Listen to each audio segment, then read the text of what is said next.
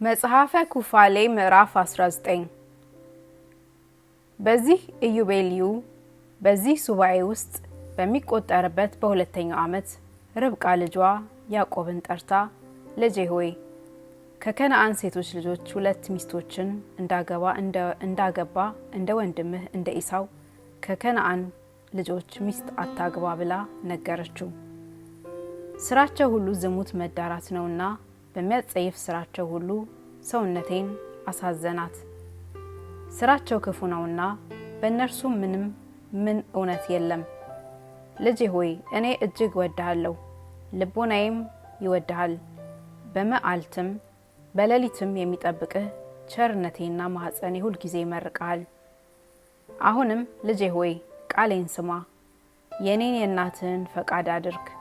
ከአባትህ ወገን በቀር ከዚህ አገር ልጆች ሚስት አታግባ፣ የምታገባትን ከአባቴ ወገን አግባ አለችው። ልዑል አምላክም ያከብርሃል፣ ልጆችህም የእውነት ልጆች ይሆናሉ፣ የልጅ ልጅህም የከበረ ይሆናል። ከዚህ በኋላ ያዕቆብ ከእናቱ ከርብቃ ጋር ተነጋገረ። እናቴ እነሆ እኔ የ9 ሱባኤ ዓመት ልጅ ነኝ። ምን ሴት አላውቅም፣ የሴት ልጅ ጨብጬ አላፈርሁም። ከአባታችን ከአብርሃም ነገር የተነሳ አስባለሁና ከከነዓን ልጆች ወገን ሁሉ ሚስት አገባ ዘንድ አላስብም። ከአባቴ ወገን ልጆች ከዘመዶቼም ሚስት አገባለሁና ከከነዓን ወገን ልጆች ምን ሚስት እንዳላገባ አዘዘኝ። ለወንድምሽ ለላባ ልጆች እንደተወለዱለት ሰማሁ። ከእነርሱም ሚስት አገባ ዘንድ ልቦናዬን በእነርሱ ላይ አሳረፍኩ።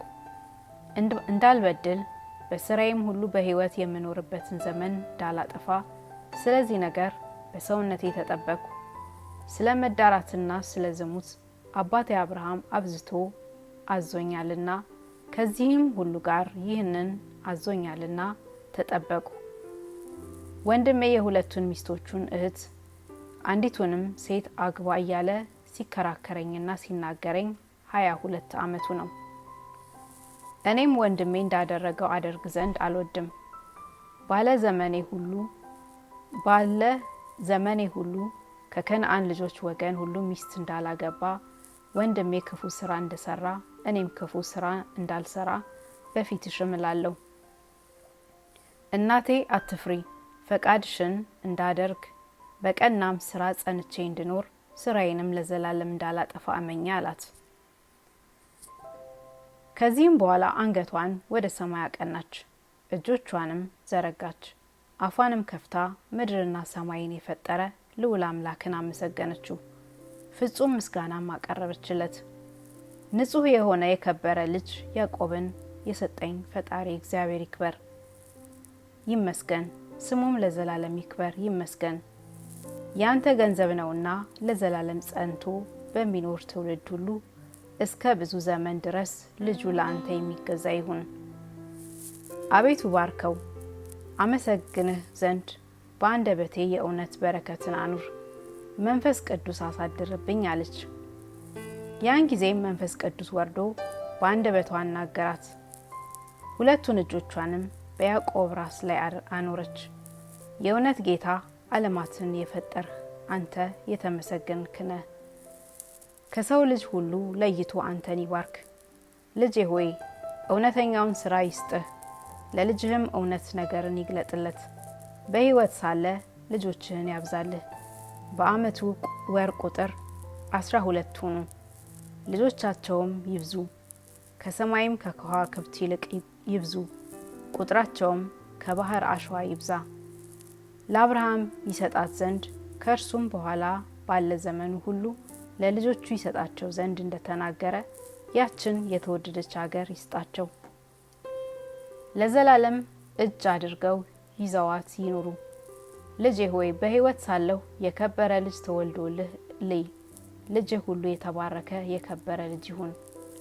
በሕይወቷ ሳለች የእናትህን ልቦና እንዳሳረፍ በእናትህ ማፀን እንዲህ ትመርቅህ። ማኅፀኔ ጡቴ አንተን ይመርቁ፣ አንደበቴና አፌም ፈጽመው አንተን ያመስግኑ። ፈጽመህ ብዛ፣ በዓለም ሁሉ ምላ።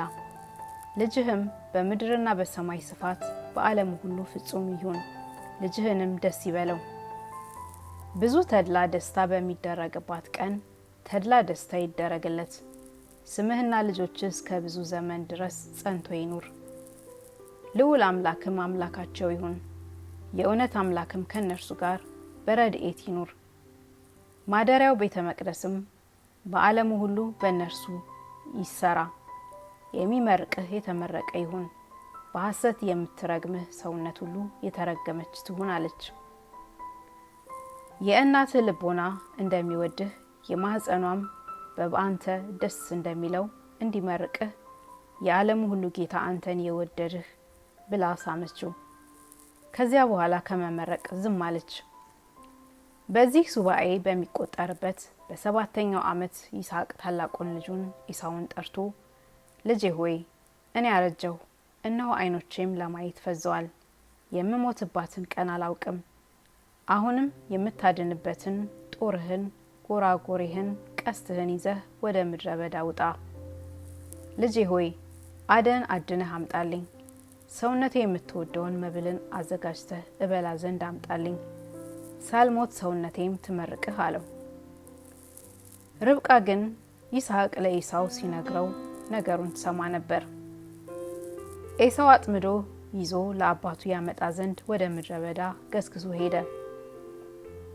ርብቃ ልጇን ያዕቆብን ጠርታ አባትህ ይስሐቅ አደን አድነህ አምጥተህ የምበላውን አዘጋጅልኝ፣ በልቼ ሳልሞት በእግዚአብሔር ፊት ልመርቅህ ብሎ ከወንድምህ ከኤሳው ጋር ሲነጋገር ሰማሁት። አሁንም ልጄ ሆይ እኔም ማዝህን ነገር ስማ። ወደ መንጋ ሄደህ ያማሩ 2 የፍየል ጠቦቶችን አምጣልኝ፣ እንደሚወደው አድርጌ ለአባትህ ምግብ ላድርጋቸው። ሳይሞት በእግዚአብሔር ፊት ይመርቅህ ዘንድ ለአባትህም አቅርብለት፣ ይብላ፣ የተመረቅህ ትሆናለህ አለችው። ያዕቆብም እናቱ ርብቃን አባቴ ስለሚበላው ደስ ስለሚያሰኘው ሁሉ አልሸሽግም፣ ነገር ግን እናቴ ቃሌን ልብ እንዳደርገው እፈራለሁ፣ ይዳስሰኝም ዘንድ ይወድ ይሆናል። እኔ ጠጉር እንደሌለኝ ወንድሜ ኤሳው ጠጉር እንደሆነ አንቺ ታውቂያለሽ። በፊቱ የምንቀውና ያላዘዘኝን የምሰራ ይመስለዋል፣ ይቆጣኛል። ምርቃት ያይደለ እርግማን በእኔ ላይ አመጣለሁ አላት። እናቱ ርብቃም ልጄ ሆይ ነገሬን ስማ እንጂ መርገምህ በእኔ ላይ ይሁን አለችው። ያዕቆብም የእናቱን የርብቃን ቃል ሰምቶ ሄዶ ያማሩና የሰቡ 2 የፍየል ጠቦቶችን አመጣ፣ ወደ እናቱም አቀረባቸው። እናቱም ይስሐቅ እንደሚወደው አድርጋ አዘጋጃቻቸው።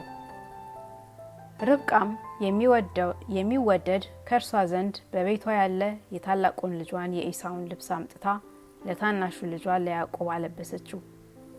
የፍየሉን ጠቦት ቁርበቶችንም በእጁ ላይ አኖረች፣ በአንገቱና በሰውነቱ ላይ አለበሰችው። ያዘጋጀቻቸውን ዳቦውንና ንፍሮውን ለልጇ ለያዕቆብ ሰጠችው። ያዕቆብም ወደ አባቱ ወደ ይስሐቅ ገብቶ እኔ ልጅህ እንዳልከኝ አደረግኩልህ፣ ተነስተህ ተቀመጥ። አባቴ ሆይ ሰውነትህ ትመርቀኝ ዘንድ አጥምጄ ካመጣሁልህ ብላ አለው። ይስሐቅም ልጁን ልጄ እንግዲህ ፈጥነህ ያመጣበት ምክንያት ምንድን ነው አለው። ያዕቆብም ፈጣሪህ በፊቴ ያስገኘልኝን አመጣሁ አለው። ይስሐቅም አንተ ልጄ ኤሳው እንደሆንክ አይደለህምን? ቅረበኝ ልዳስህ አለው። ያዕቆብም ወደ አባቱ ወደ ይስሐቅ ቀረበ፣ ዳስሰውም። ቃልህስ የያዕቆብን ቃል ይመስላል፣ እጆችህ ግን የኤሳውን እጆች ይመስላሉ አለ። ከእግዚአብሔር ታዞ ልቦናው ወደ ያዕቆብ የሚመለስበት ጊዜ ነውና አላወቀውም። ይመርቀው ዘንድ እጆቹን ወደ ኤሳው እጆች ጠጉራም ናቸውና ይስሐቅ አላወቀም። አንተ ልጅ ኤሳው ነህን አለው። አዎ እኔ ልጅህ ኤሳው ነኝ አለው። ሰውነቴ ትመርቅህ ዘንድ ልጄ አድነህ ካመጣኸው አቅርብልኝ ልብላ አለው። መብልን አቀረበለት፣ በላ፣ ወይንንም አቀረበለት፣ ጠጣ። አባቱ ይስሐቅም ልጄ ቀርበህ ሳመኝ አለው። ቀርቦ ሳመው፣ ደስ የሚያሰኝ የልብሱን መዓዛ አሸተተ፣ መረቀውም። እነሆ የልጄ የልብሱ መዓዛ እግዚአብሔር እንዳከበረው እንደ ምድረ በዳ መዓዛ ነው። እግዚአብሔር ይስጥህ፣ ከሰማይ በወረደ ጠል ከምድር በወጣ መስኖ ያብዛ። ስንዴውንም ዘይቱን ያብዛልህ። አሕዛብ ይገዙልህ፣ ሕዝቡም ይስገዱልህ። ለወንድምህ ጌታ ሁነው፣ የእናትህም ልጆች ይስገዱልህ። እግዚአብሔር እኔን ያላከበራቸው አባቴ አብርሃምንም ያከበራቸው በረከቶች ሁሉ ለአንተ ይሁኑ፣ እስከ ዘላለም ድረስ ለልጆችህም ይሁኑ። የሚረግምህ የተረገመ ነው፣ የሚመርቅህም የተመረቀ ነው አለው። ይስሐቅ ልጁን ያዕቆብን መርቆት ከጨረሰ በኋላ እንዲሆነ ከወጣም በኋላ እንዲሆነ ያዕቆብ ከአባቱ ከይስሐቅ ዘንድ መጥቶ ተሸሸገ። ወንድሙ ኤሳው ግን ከአደኑ ደረሰ። እርሱም መብልን አዘጋጅቶ ለአባቱ አቀረበ። አባቱንም አባቴ ሆይ ሰውነትህ ትመርቀኝ ዘንድ አደንን አድኜ ካመጣውልህ ተነስ ብላ አለው። አባቱ ይስሐቅም አንተ ማነህ አለው። እኔ የበኩር ልጅህ ኤሳው ነኝ፣ እንዳዘዝኸኝ አደረግሁ አለው። ይስሐቅም እጅግ ፈጽሞ ተደነቀ። አደን አድኖ አምጥቶልኝ አንተ ሳትመጣ ከሁሉ በልቼ የመረቁት ይህ ማን ነው? የተመረቀ ይሁን፣ ዘሩም እስከ ዘላለም ድረስ የተመረቀ ይሁን አለው። ኤሳው የአባቱን የይስሐቅን ነገር በሰማ ጊዜ እንዲሆነ በታላቅ ቃል እጅግ ምርር ብሎ ጮኸ። አባቱን አባቴ ሆይ እኔንም መርቀኝ አለው። ወንድምህ በተንኮል መጥቶ በረከትህን ወሰደብህ አለው። ያዕቆብ ተብሎ በተጠራበት ስሙ እንዳሰናካከለኝ ዛሬ አወቅሁ። እነሆ ይህ ሁለተኛው ነው። ቀድሞ ብኩርናዬን ወሰደብኝ፣ ዛሬም በረከቴን ወሰደብኝ አለ። አባቴ ምርቃቴን አላስቀረህልኝም አለ። ይስሐቅም ኤሳውን እንዲህ ብሎ መለሰለት፣ እነሆ ለአንተ ጌታ አርጌ ሾምሁት፣ ወንድሞችንም ሁሉ ተገዥ ይሆኑት ዘንድ ሰጠሁት። ወይኑንና ስንዴውን ዘይቱን በማብዛት አከበርሁት። ልጄ ሆይ ዛሬ ለአንተ ምን ላደርግልህ አለው። ኤሳውም አባቱ ይስሐቅን አባቴ የአንተ ምርቃት አንዲት ብቻ ናትን? አባቴ ሆይ እኔንም መርቀኝ አለው። ኤሳውም ቃሉን አሰምቶ አለቀሰ። ይስሐቅም መለሰለት፣ እነሆ ኑሮህ ከምድር በተገኘ መስኖ ከምድር በላይ ካለ ከሰማይ በወረደ ጠል ይሁን። ገድለህ ሰልበህ ኑር፣ ለወንድምህ ተገዛ። አልገዛም ብትል ለእርሱም መገዛትን ከሰውነትህ ብታርቃት ያን ጊዜ ለሞት የሚያበቃ በደልን ሁሉ ትበድላለህ። ልጆችህም ሁሉ ከሰማይ በታች ካለ ከምድር ተነቃቅለው ይጠፋሉ። ኤሳውም አባቱ ስለመረቀው ምርቃት ያዕቆብን ይጣላው ነበር። በልቡም እንዲህ አለ፣ አባቴ ሞቶ የሚያለቅስበትን ቀን አሁን ይደርሳል። ወንድሜን ያዕቆብን አሁን እገድለዋለሁ አለ።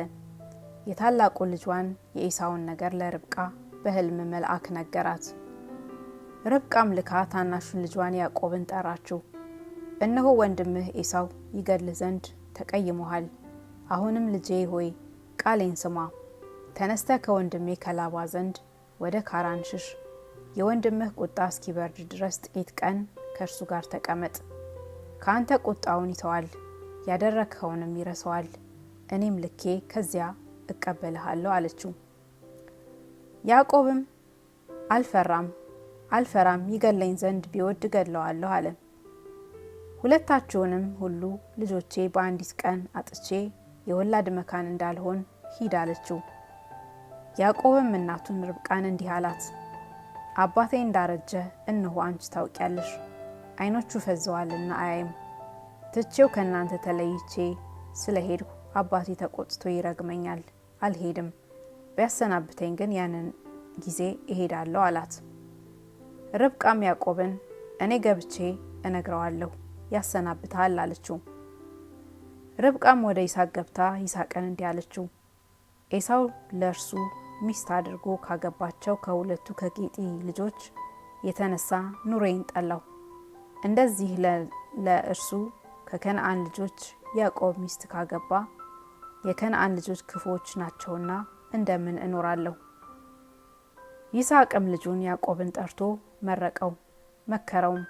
ከከነአን ልጆች ሁሉ ሚስት አታግባ፣ ተነስተህ ወደ መስጴጦሚያ ወደ እናትህ አባት ወደ ባቱኤል ቤት ሂድ አለው። ከዚያ ከእናትህ ወንድም ከላባ ልጆች ሚስት አግባ።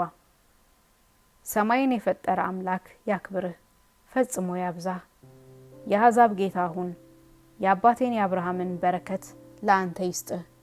ተደሰት፣ ትኖርባት የነበረች አገርን ትወርሳት ዘንድ እግዚአብሔር ለአብርሃም የሰጣትንም አገር ሁሉ ትወርሳት ዘንድ ከአንተም በኋላ ለልጆችህ ይሰጣቸው። ልጄ ሆይ በፍቅር ሂድ ብሎ ይስሐቅ ያዕቆብን አሰናበተው። ከያዕቆብ እናት ከርብቃ ወንድም ከሶርያው ሰው ከባቱኤል ልጅ ከላባ ዘንድ ወደ ሶርያ ሄደ። ያዕቆብ ወደ ሶርያ ለመሄድ ከተነሳ በኋላ እንዲህ ሆነ።